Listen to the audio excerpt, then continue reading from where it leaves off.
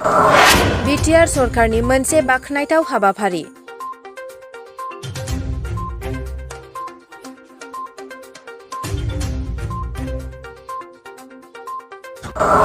मानसिया गेलेनाय हाबाफारिजों सिगांनिफ्रायनो थैजों सोमोन्दो दं। देहा आरो सावस्रिखौ गोग्गोयै लाखिनो थाखाय खेलाफोरखौ गेलेनांगौ। आरो बे गेलेनायजों सुबुङा गावनि इयुनखौ दानो हायो। बेखौ नोजोर बोनानै बिटिआर सरकारा दिनै उदालगुरि जिल्ला खालिंदुवार बियाबनि सिङाव थानाय क्लाबफोरनो रतनपुर भिसिडिसिनि मावखुलियाव गेलेमु आगजु रानदों। बे हाबाफारिखौनो सामलायो खालिंदुवार बियाबनि TCLCCनि मासिगिरि बुद्दिराम बर' बिथाङा। दिनैनि बे हाबाफारिनि गेजेरजों गासै गं 40 क्लाबनो बुलुर आरो क्रिकेटनि गेलेमु आगजु रानना होयो। गेलेमु आगजुखौ रानजेननानै होयो TCLCCनि मासिगिरि बुद्दिराम बर' बिथाङा। बे हाबाफारियावनो बाहागो लाना सोमलिगुरि भिसिडिसिनि मासिगिरि बिथां आनन्दित बर'आ खौरांगिरिनो मा फोरमायदों फै खोनासंनि। खालिंदुवार ब्लकनि आन्दाराव सिङाव भिसिडिसि जोंनिया 10टा भिसिडिसि दङ। दा जेफोरनिखि क्लाब रेजिस्टार क्लाब बे रेजिस्टार क्लाबफोरनो दिनै क्रिकेट आरो भलिबल बे गेलेग्रा आगजु राननाय जादों। दिनै प्राय क्रिकेटखौ प्राय 25 जन क्लाब रेजिस्टार क्लाबनो होनाय जादों आरो बेनिफ्राय 40टा माने जे भलिबल जिथु रेजिस्टार क्लाब बिथांमोननो दिनै राननाय जादों। जिहेथु बे क्लाबा बांसिन गेलेनायखौ एक्टिभिटिखौ लायो बिथांमोना।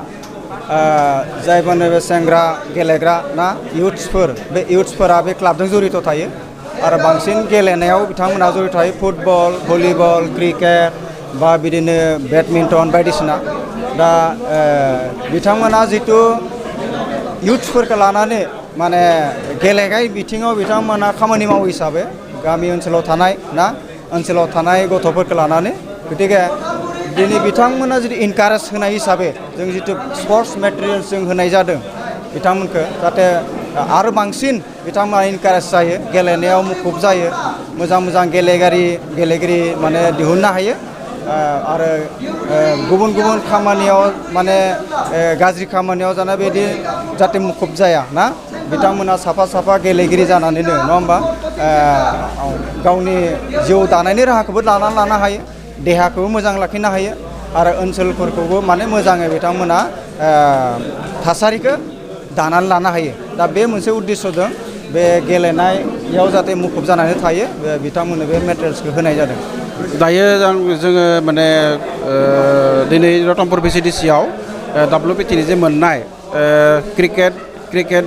क्रिकेट बलजों लोगोसे बेट स्टाम्प आरो लोगोसे माने भलिबल जों थरथामखरि रानदों।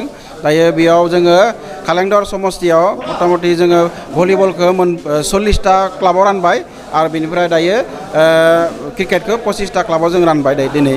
आं सानो जे मुलाम्फा जागोन नाथाय दिनै जोङो बिटिआरनिफ्राय मोनफा गेलेमु आयदायाव आगबारि लांगासिनो दङ। थिग दिनै जोंबो सानदों जे क्रिकेटनि गेजेरजोंबो आगबारि लांगोन आरो भलिबल गेलेनायनि गेजेरजोंबो जों आगबारि लांगोन बेखौ आं मिजिंथिदों। आंनि साननाया माने रोखा जे माने गेलेमुनिफ्राय जे बिटिआर बासिनिफ्राय मोजां गेलेमु ओंखारलांगोन बेखौ आं मिजिंथिदों आरो।